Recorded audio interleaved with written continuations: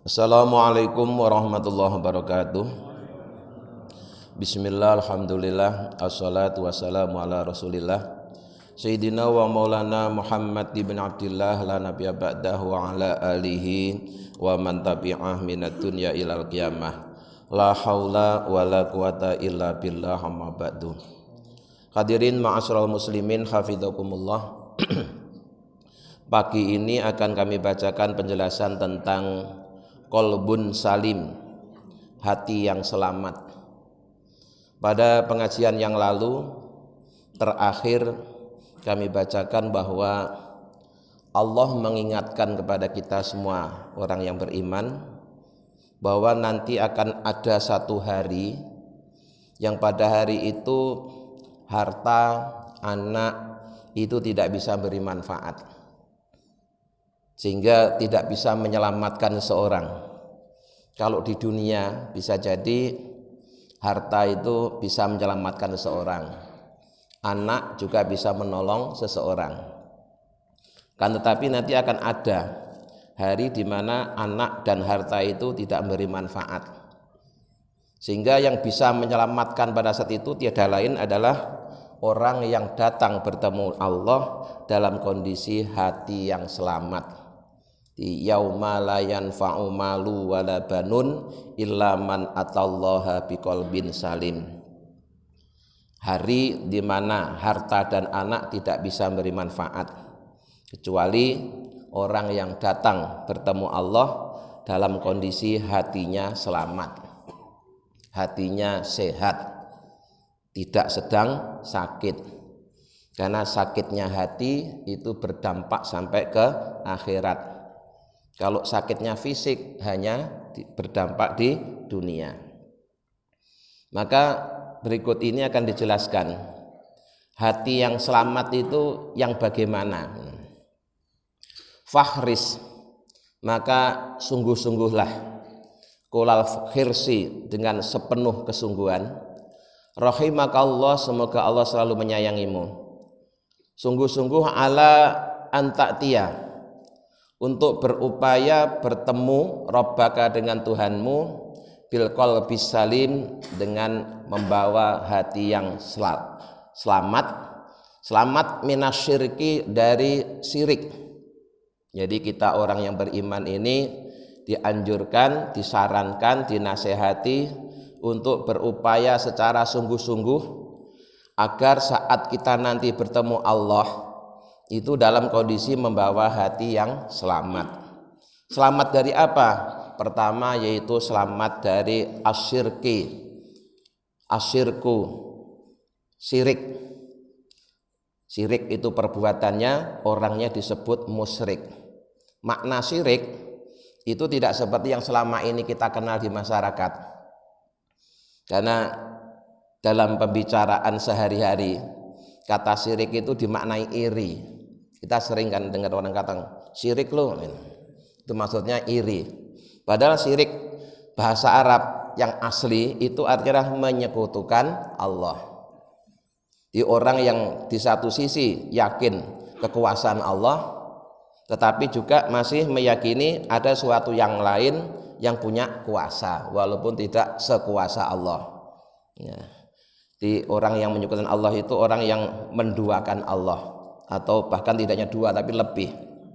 Nah, dulu zaman Nabi Muhammad, orang musyrik itu menyekutukan Allah dengan patung, dengan berhala. Mungkin kalau di negeri kita ya dengan penguasa gunung atau jin yang tinggal di gunung yang kemudian dianggap sebagai penguasanya, jin yang tinggal di laut. Nah, kalau zaman sekarang orang syirik bukan dengan patung, Pak. Orang menyekutukan Allah bukan dengan jin, tapi menyekutukan Allah dengan nafsunya sendiri. Ya. Di zaman sekarang ini banyak orang menyekutukan Allah tidak dengan patung, tidak dengan jin, tetapi dengan nafsunya sendiri. Maka dalam Al-Quran itu ada orang yang menuhankan nafsunya, orang yang menuhankan nafsunya sendiri. Maka kita harus berupaya sekuat tenaga agar hati kita selamat dari meyakini ada kekuatan lain selain kekuatan Allah. harus bersih dari keyakinan adanya yang berkuasa selain Allah. Di tauhid kita itu harus dimantapkan, harus dikuatkan dengan ilmu. Tauhid jangan hanya sekedar ikut-ikutan, tauhid harus dikuatkan dengan ilmu. Setelah diselamatkan, dibersihkan dari syirik, wan nifaki, dan sifat munafik. Nifak itu sifatnya, munafik itu orangnya. Nah, munafik itu apa? Munafik itu ialah seorang yang antara hati dan lahiriahnya itu berbeda. Kalau zaman Nabi ya, itu lahiriahnya tampak beriman tapi hatinya kafir. Itu disebut orang munafik. Jadi tampilannya ya kayak orang Islam, tapi sebenarnya hatinya kafir. Nah, nifak yang kemudian orangnya disebut orang munafik itu juga bertingkat-tingkat. Ya. Yang paling berat yaitu seorang yang lesannya ngaku iman tapi hatinya kafir. Lesannya ngaku iman kepada Allah, iman kepada Rasulullah, tapi sebenarnya hatinya kafir. Jadi setelahnya mendustakan Allah dan Rasulnya, itu munafik nomor 1 itu. Itu yang diancam innal munafiqina fid darkil asfali minan nar. Sesungguhnya orang munafik itu kelak akan ada di neraka yang paling bawah. Sementara kita itu juga harus sadar kita pun sering berbuat munafik, tapi tidak sampai munafik yang mendustakan Allah dan Rasulnya. Kita misalnya pernah janji sama teman kemudian mengingkari. Kita pernah berbicara ternyata bohong. Ya. Kita pernah menipu seseorang, itu juga bagian dari munafik. Tapi munafik kelas ringan lah gampangannya ya. Yang tidak sampai diancam dengan fidarkil asfali minan nar, asalkan mau bertobat. Jadi dalam hadis yang paling populer ya, yang ketika menjelaskan tentang sifat tanda-tanda munafik itu kan idza hadasa kadzaba, kalau berbicara bohong, ya.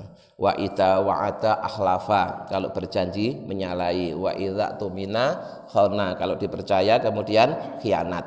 Nah, jadi munafik pun juga bertingkat-tingkat.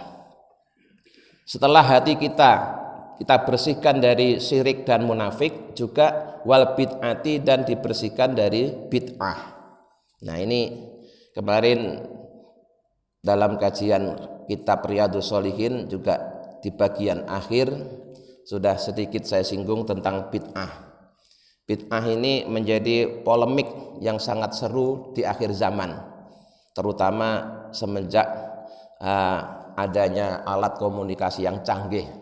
Itu topik bahasan dalam agama Islam itu hampir 80% berbicara tentang bid'ah.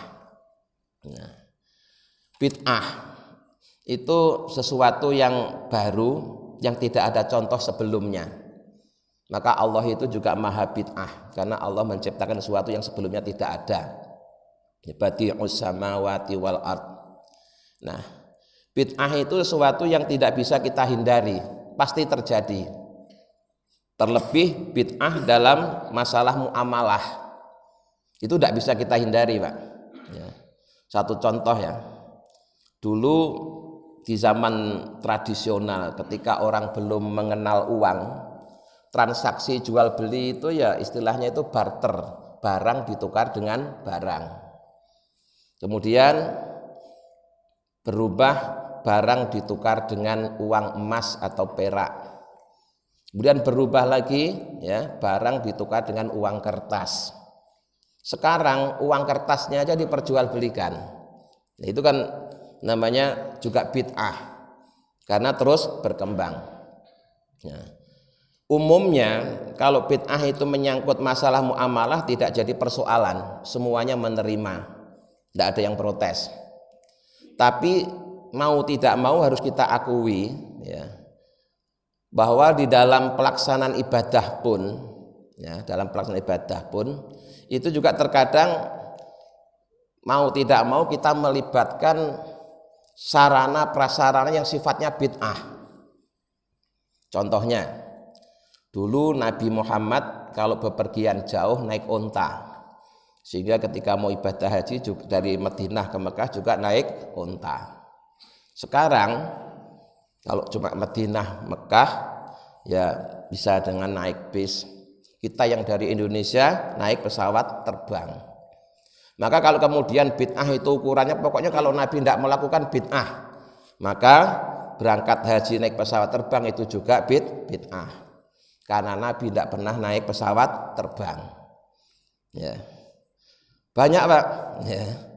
Hal-hal yang seperti itu. Bahkan sekarang ini untuk terkait dengan ibadah haji, ya. Dulu untungnya itu Nabi pernah tawaf naik onta. Di saat yang lain-lain itu tawaf dengan jalan kaki, Nabi sudah memberikan contoh bahwa tawaf itu boleh naik onta. Sa'i juga begitu. Nah sekarang itu di sana disediakan bukan hanya sekedar kursi dorong, tapi malah skuter. Ya. Di bapak-bapak ibu-ibu yang umroh di tahun-tahun terakhir ini, itu yang sepuh-sepuh itu kalau mau tawaf atau mau sa'i tidak perlu jalan kaki, tinggal nyewa skuter. Padahal dulu Nabi naik onta, sekarang skuter. Itu kan juga bid'ah. Ya, bid'ah juga. Ini tidak bisa dihindari. Contoh lagi, dulu zaman Nabi kalau azan supaya suaranya didengar di tempat yang jauh itu harus bikin bangunan yang tinggi. Ya, makanya kemudian ada menara. Menara ini dijadikan tempat untuk muadzin mengumandangkan azan supaya suaranya kedengaran dari segala penjuru. Nah sekarang tidak perlu orang naik ke menara, cukup speakernya aja dipasang di menara, muadzinnya cukup azannya di bawah. Jadi speaker juga bid'ah juga. Zaman Nabi nggak ada. Nah, apalagi sekarang kita kemana-mana bawa HP, HP juga bid'ah.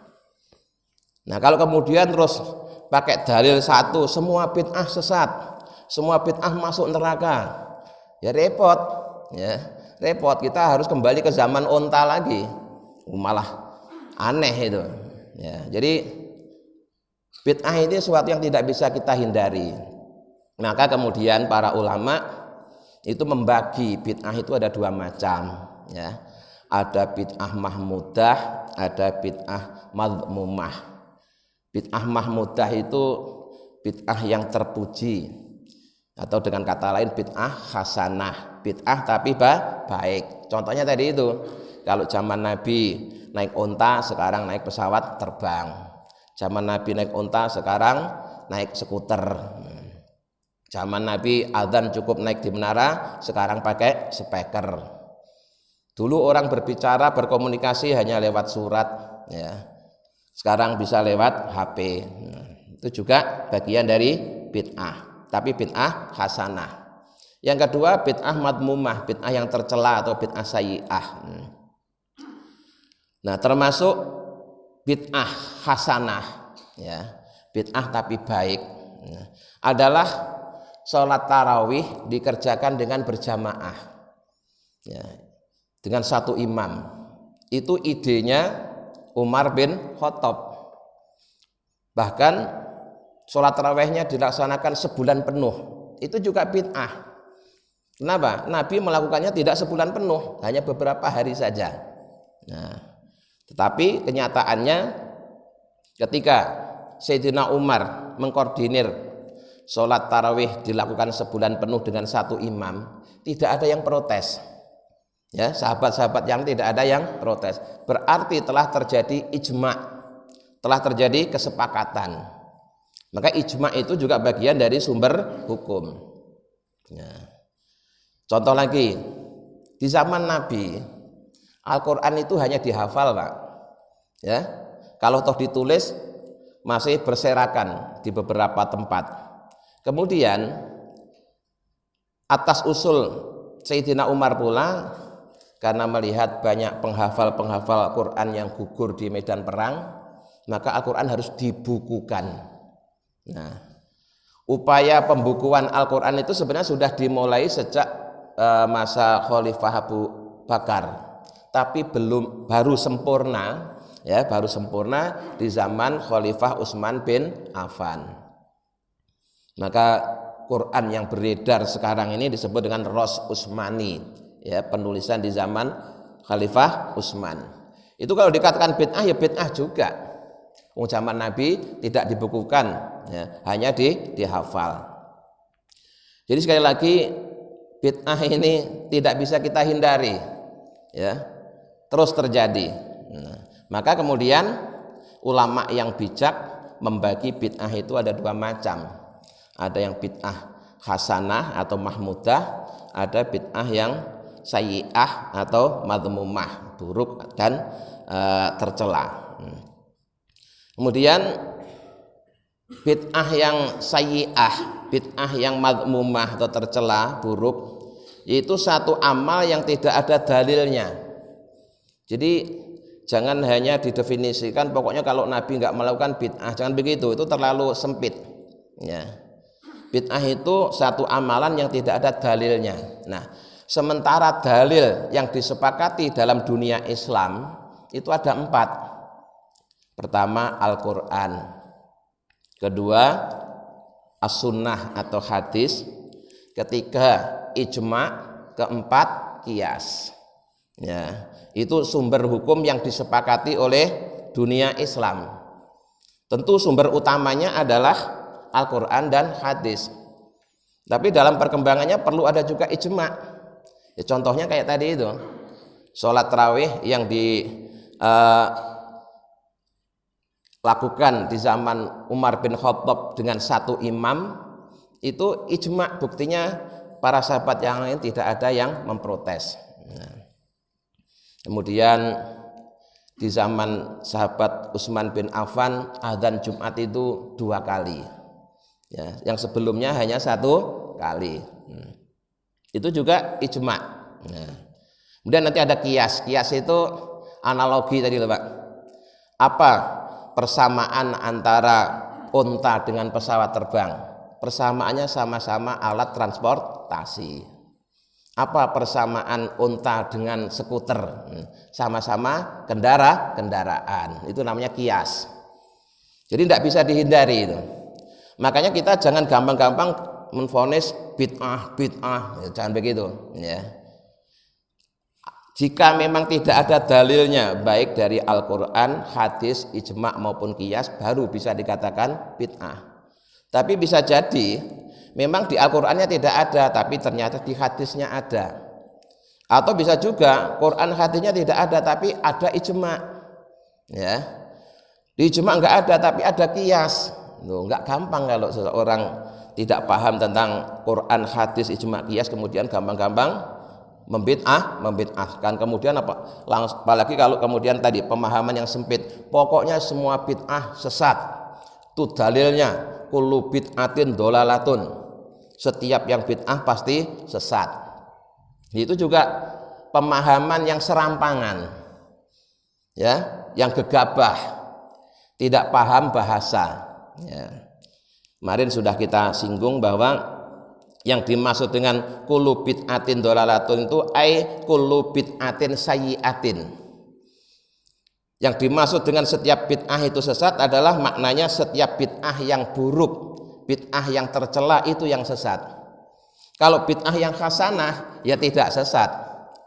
Seandainya bid'ah hasanah itu sesat, niscaya Umar tidak berani mengadakan sholat tarawih berjamaah, ya, sebulan penuh dengan 1 imam. Karena Nabi sholat tarawihnya hanya beberapa hari di awal Ramadan saja. Setelah itu terus kemudian orang itu kalau sholat tarawih Pak, tidak 1 imam Pak, datang 10 orang 1 imam dia sholat tarawih, datang lagi terus berapa orang 1 imam tarawih lagi. Jadi dari satu masjid itu ada beberapa imam. Nah, jadi ada beberapa imam dan waktunya pun juga beda-beda. Yang satu kelompok selesai datang kelompok kedua, kelompok dua selesai datang kelompok ketiga, begitu semalam suntuk. Nah, baru pada zaman Umar bin Khattab sholat tarawih itu dikoordinir dijadikan satu, waktunya disepakati, ya. Dan ternyata tidak ada yang protes, berarti telah terjadi ijma'. Nah, bahkan Umar bin Khattab mengatakan sebaik-baik bid'ah adalah ini. Nah, jadi mau tidak mau harus kita mau mengakui ada bid'ah sayyi'ah, ada bid'ah hasanah. Nah, yang sebut dalam hadis setiap bid'ah itu sesat itu maksudnya setiap bid'ah yang sayyi'ah, setiap bid'ah yang buruk itulah yang sesat. Kalau bid'ah yang hasanah, bid'ah yang baik tidak sesat. Justru malah mengenakkan kita. Seandainya bid'ah hasanah itu juga sesat, Bapak naik pesawat terbang itu juga sesat. Sehingga Bapak kalau naik ibadah haji harus naik unta dari Indonesia ke sana. Malah repot. Nah, masa kembali ke zaman unta lagi. Nah, ulama menjelaskan tentang makna hadis kullu bid'atin dolalatun ay kullu bid'atin sayyi'atin itu ada padanannya dalam Al-Qur'an, dalam surah Al-Kahfi. Ya.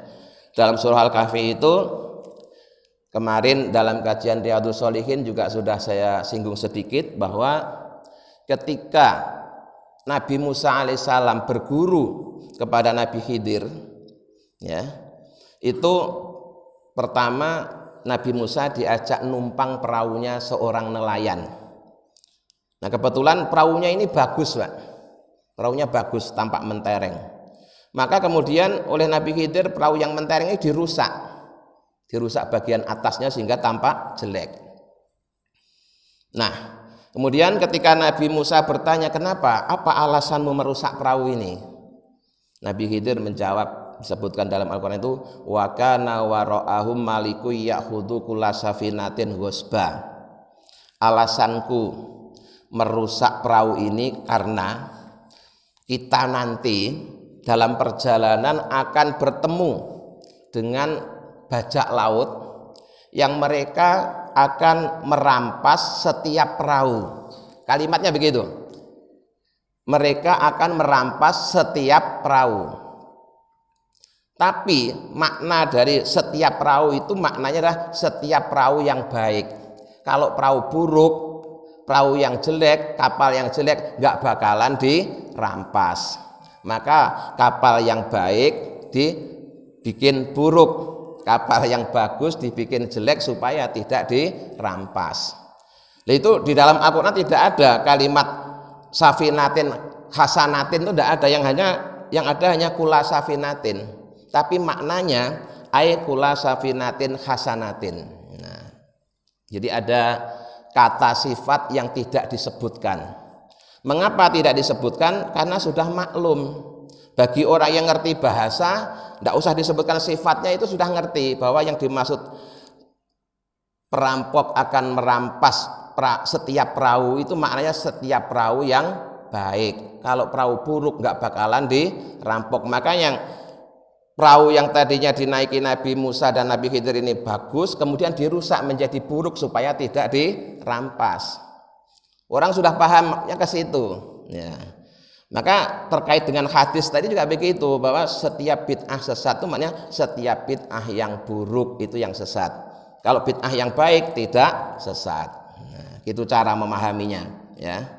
Jadi jangan gegabah, nggak paham bahasa, tidak pakai rujukan ulama-ulama terdahulu langsung menyimpulkan pokoknya. Nah, pokoknya itu, dalil pokoknya itu yang repot. Ya.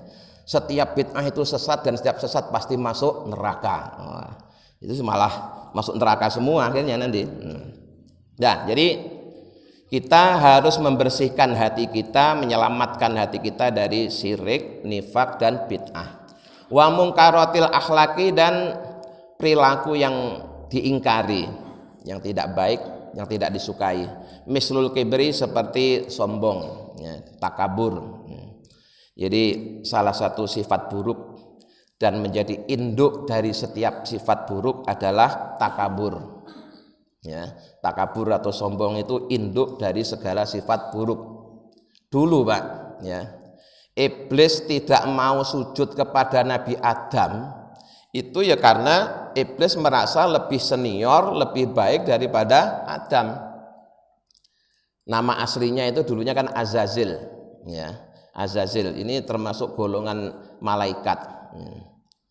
Dia sudah beribadah kepada Allah selama 80.000 tahun. Dan bahkan dia sudah sujud kepada Allah di bumi yang sekarang kita tempati ini selama 80.000 tahun. Sehingga bumi yang kita tempati saat ini tidak ada sejengkal pun yang belum pernah dipakai sujud oleh Azazil. Jadi sangat ahli ibadah Azazil itu.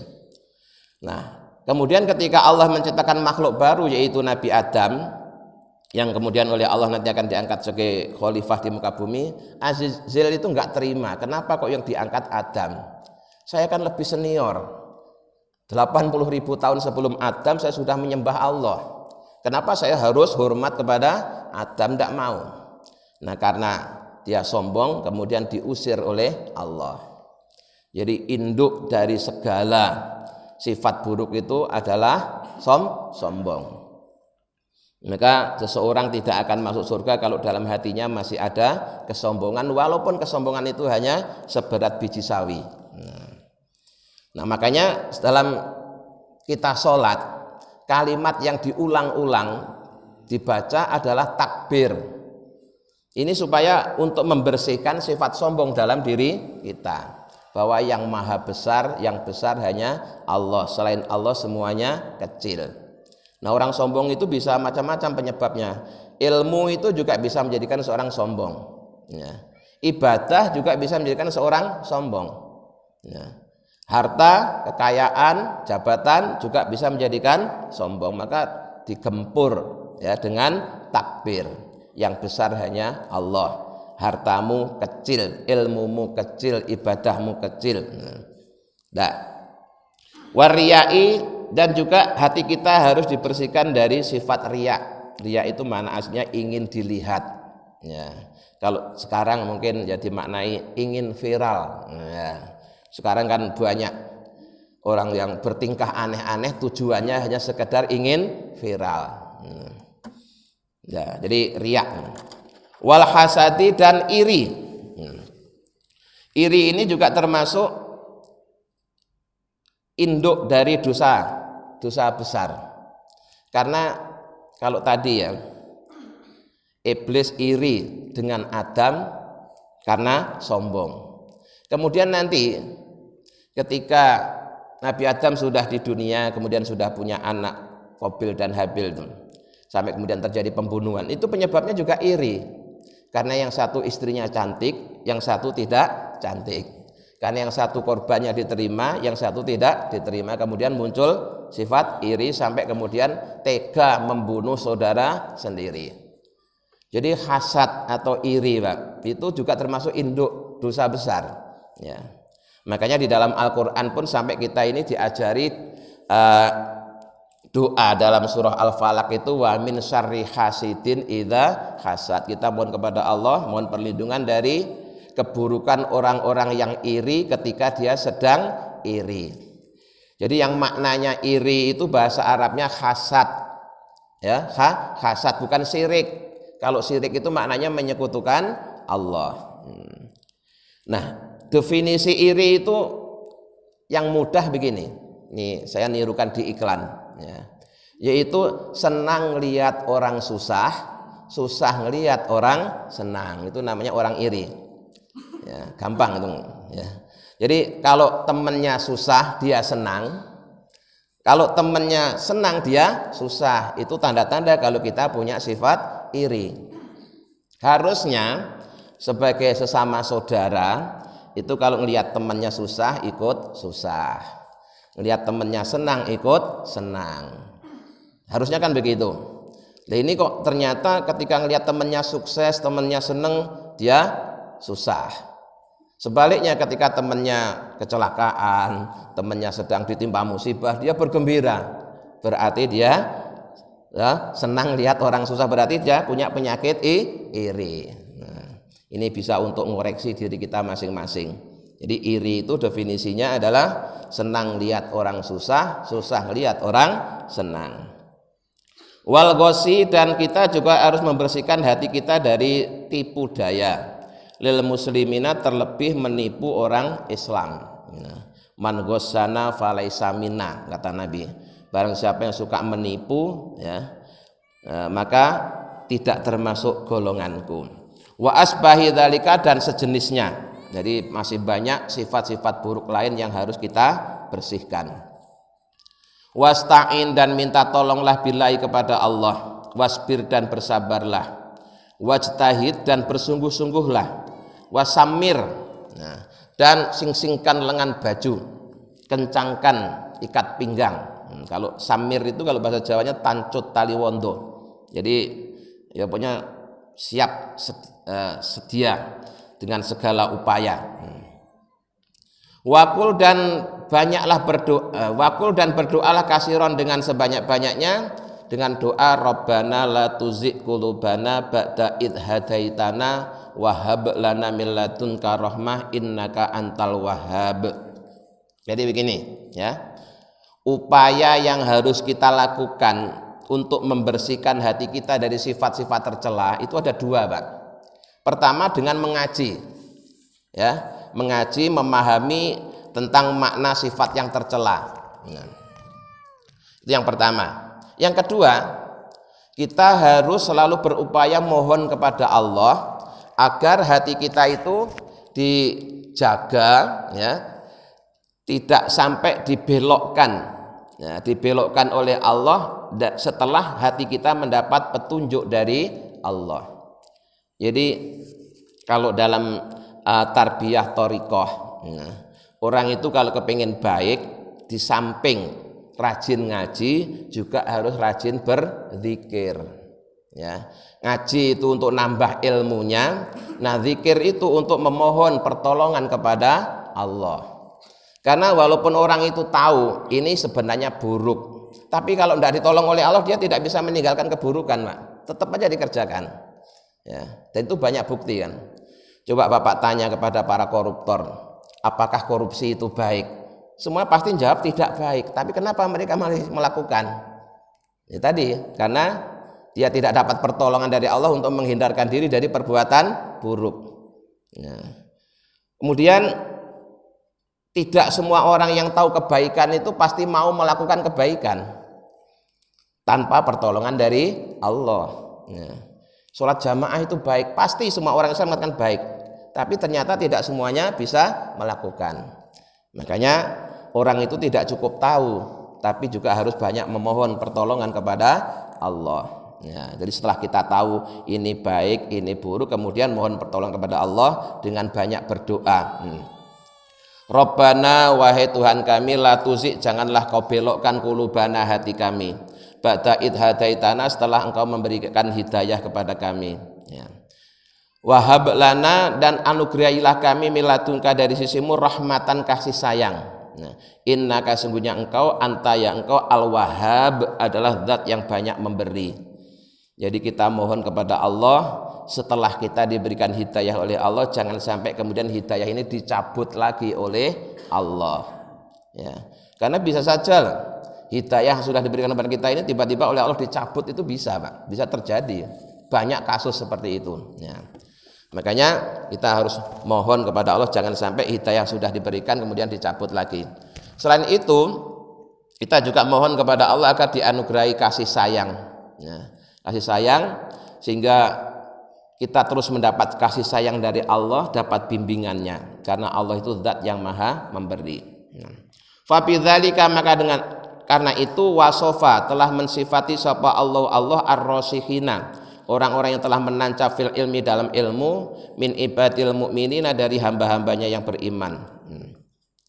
Jadi orang yang telah membersihkan hatinya dari sifat-sifat tercela tadi itu, ya, oleh Allah dianggap orang yang ilmunya telah meresap, ya, dalam seluruh dirinya, telah meresap dalam daging dan tulangnya. Apalagi tadi itu selalu dalam bimbingan Allah. Wa iyyaka, dan jauhilah olehmu, wal qaswata, keras hati. Wa ya gilatul qalbi, yaitu hati yang keras atau kasar. Wa jumuduhu, dan beku. Nah, selain kita berupaya sungguh-sungguh untuk membersihkan, menyelamatkan hati kita dari sifat-sifat tercela, kita juga harus berupaya jangan sampai hati kita menjadi hati yang keras, hati yang membatu, hati yang kasar. Nah, Kenapa? Hatta layata asaro bil mau'idoti. Karena jika hati seseorang telah membatu, maka dia tidak akan membekas ketika diberikan nasihat. Jadi hati itu kalau sudah keras, Pak, walaupun dengerin pengajian begini ya nggak masuk sama sekali. Hanya masuk kuping kanan langsung lewat kuping kiri gitu. Sedikit pun tidak singgah di dalam hati. Kenapa? Hatinya keras. Nah, membatu. Maka kita mohon kepada Allah jangan sampai hati kita keras, dilunakkan dulu. Caranya melunakkan gimana? Ya, kemarin sudah kita sedikit jelaskan, dimulai dari makanannya. Ya, makanannya harus halalan thayyibah, karena setiap sari makanan itu disalurkan kepada seluruh tubuh, termasuk disalurkan ke dalam hati. Kalau kebetulan yang disalurkan dalam hati itu hasil dari makanan haram, ya nanti hatinya jadi keras. Maka orang yang makanannya haram itu dinasihati nggak mempan, ya, karena memang energi yang ditimbulkan energi negatif. Walayariko dan tidak tipis, walayalina dan tidak lembut, inta dzikril mauti ketika diingatkan tentang kematian. Hati kalau sudah membatu, sudah keras, itu diingatkan kematian itu ya enggak ngefek sama sekali, tenang-tenang aja. Berulang kali ngelihat kematian dia tenang-tenang saja, tidak ada sedikit pun upaya untuk ngambil pelajaran dari peristiwa kematian. Padahal harusnya kita ini setiap kali melihat ada saudara kita, tetangga kita, teman kita meninggal dunia, itu kita bisa ngambil pelajaran. Ya, karena Nabi bersabda kafa bil mauti wa'idhon, cukuplah kematian itu sebagai nasihat buat orang yang beriman. Nah, setidak-tidaknya pelajaran yang bisa kita petik dari peristiwa kematian itu kita disadarkan, diingatkan bahwa setiap yang hidup pasti merasakan kematian. Kemudian mati itu bisa datang sewaktu-waktu. Ya, tidak mesti nunggu tua, tidak mesti nunggu sakit. Kadang masih muda, segar bugar, sehat walafiat, tiba-tiba mati. Terus yang terpenting lagi, mati itu ada yang husnul khotimah, ada yang su'ul khotimah. Ada yang mati dalam keadaan membawa iman, ada yang mati dalam keadaan tidak membawa iman. Terus ada upaya untuk menjaga iman. Karena mati bisa datang sewaktu-waktu, dia tidak akan menunda-nunda amal soleh. Terus setelah itu, dia juga peduli dengan temannya, dengan saudaranya yang mati. Dia mau takziah, mau menyolatkan, mau mendoakan. Kenapa? Karena sadar, ya, saya pun nanti juga akan mati. Ya, saya pun juga akan mati. Hari ini saya yang takziah, bisa jadi besok saya yang ditakziahi. Hari ini saya yang membacakan Yasin, bisa jadi nanti saya yang dibacakan Yasin. Hari ini saya yang ziarah kubur, bisa jadi besok saya yang diziarahi. Harus begitu, ya. Itu namanya mengambil pelajaran dari peristiwa kematian. Ya. Paling tidak gini aja lah. Kalau ada orang mati itu bayangkan seakan-akan yang mati itu adalah kita sendiri atau keluarga kita. Pasti nanti kita akan peduli dengan kematian itu. Tapi kalau tidak membayangkan bahwa kita juga akan mati, keluarga kita akan mati, ketika melihat orang mati dia cuek aja, ya, cuek, tidak ada kepedulian sama sekali. Ya, maka mari kita belajar, ya, ngambil pelajaran dari peristiwa kematian. Wal wa'ti dan janji Allah. Ketika mendengar janji Allah terhadap orang-orang yang beriman dan amal soleh, sedikit pun tidak tersentuh hatinya. Kenapa? Hatinya telah membatu, telah keras. Wal wa'ti dan ancaman, bahkan ketika diancam, ya, diancam dengan siksa yang pedih pun juga tidak sedikit pun ada rasa ketakutan. Kenapa? Hatinya sudah membatu. Wa ahwalil akhirati dan kondisi-kondisi di akhirat. Ketika diceritakan tentang nanti di akhirat, masing-masing orang bertanggung jawab atas perbuatannya sendiri-sendiri, ya, itu mereka juga tenang-tenang saja. Ya, tidak ada keinginan untuk berupaya menambah bekal. Ya. Padahal sebagaimana hidup di dunia perlu bekal, hidup di akhirat itu juga perlu bekal. Nah, bedanya di dunia ini kalau kita kurang bekal masih bisa ngutang ke teman, bisa pinjam, ya, bisa minta ditransfer. Tapi kalau kita sudah mati, terus ternyata di sana kita kurang bekal, kita mau minjam teman nggak bisa. Namun tak dikirimi, yang ngirimi juga sudah mati, nggak bisa juga. Harusnya begitu. Nah, qala sallallahu alaihi wasallam, Nabi Muhammad SAW bersabda, ab'adul asya'i minallahi ta'ala al-qalbul qasi. Ya. Sesuatu yang paling jauh dari Allah itu adalah hati yang keras, hati yang membatu. Itu yang paling jauh dari Allah. Wa qala alaihi salatu wasallam, dan Nabi Muhammad juga bersabda, minasaqai arbaun.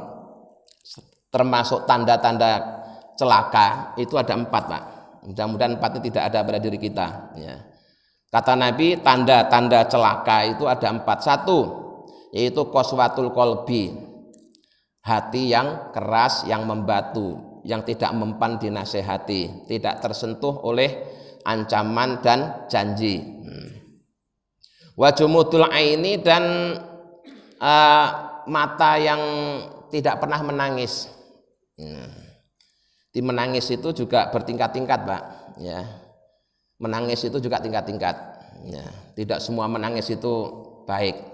Menangis yang paling rendah ialah seseorang yang menangis karena keinginannya belum terpenuhi, ya. Sedang sakit, ingin sembuh, belum sembuh, akhirnya nangis. Walaupun nangisnya kepada Allah, tapi itu tingkatannya masih rendah. Yang kedua, orang nangis karena takut dengan ancaman. Ini sudah lumayan, ya, sudah lumayan lebih baik daripada yang pertama tadi. Ya. Yang ketiga, nangis yang paling tinggi kedudukan itu adalah seseorang yang nangisnya karena rindu dengan Allah. Ya. Rindu dengan Allah, takut ditinggalkan Allah, terus sampai nangis, itu yang paling tinggi kedudukannya. Ya. Jadi nangis pun juga ada tingkatan-tingkatannya. Jadi seseorang yang tidak pernah menangis, tidak pernah rindu kepada Allah, itu termasuk tanda-tanda orang yang celaka. Wal khirsu, dan keras. Watulul amali, dan panjang angan-angan. Panjang angan-angan itu gini, orang merasa datangnya kematian itu masih jauh, sehingga dampak buruknya setiap kali diajak berbuat kebaikan selalu menunda-nunda, nanti saja, ya. Sekarang masih sibuk kerja, nanti aja kalau udah pensiun. Begitu pensiun sibuk juga ngomong cucunya, ya. Barangkali nanti kalau cucunya udah sekolah, udah gede, terus dia sudah nggak sibuk lagi, adiknya lahir, sibuk ngomong adiknya, begitu terus, ya. Akhirnya sampai datangnya kematian, dia belum fokus ibadah. Akibat apa? Ditunda tadi itu. Tulul amal. Itu untung kalau dikasih umur panjang. Coba kalau ternyata umurnya nggak panjang, kan repot. Ya, makanya apa yang bisa kita lakukan saat ini jangan ditunda nanti. Ya, pesannya Nabi kan, berbuatlah untuk akhiratmu seakan-akan itu besok sudah mati. Berarti kalau besok sudah mati, hari ini terakhir. Anggap saja hari ini sholat subuh terakhir, hari ini ngaji terakhir. Karena tidak ada jaminan besok bisa sholat subuh lagi, tidak ada jaminan besok bisa ngaji lagi. Nah, kalau orang selalu begitu, Pak, tidak akan menunda-nunda amal soleh, karena dia selalu jangan-jangan ini merupakan kesempatan terakhir. Mudah-mudahan dengan bimbingan Allah kita bisa mengamalkannya. Amin ya rabbal alamin. Allahumma sholli ala sayyidina Muhammad wa sayyidina Muhammad, alhamdulillahi rabbil alamin. Allahumma inna nas'aluka imanan daima yaqinan shadiqa wa qalban khashi'an lisanan dzakira wa rizqan halalan wa ilman nafi'atan sholihah. Rabbana atina fid dunya hasanah wa fil akhirati hasanah wa qina adzabannar. Subhana rabbika rabbil izzati amma yasifun wa salamun alal mursalin walhamdulillahi rabbil alamin. Assalamualaikum warahmatullahi wabarakatuh.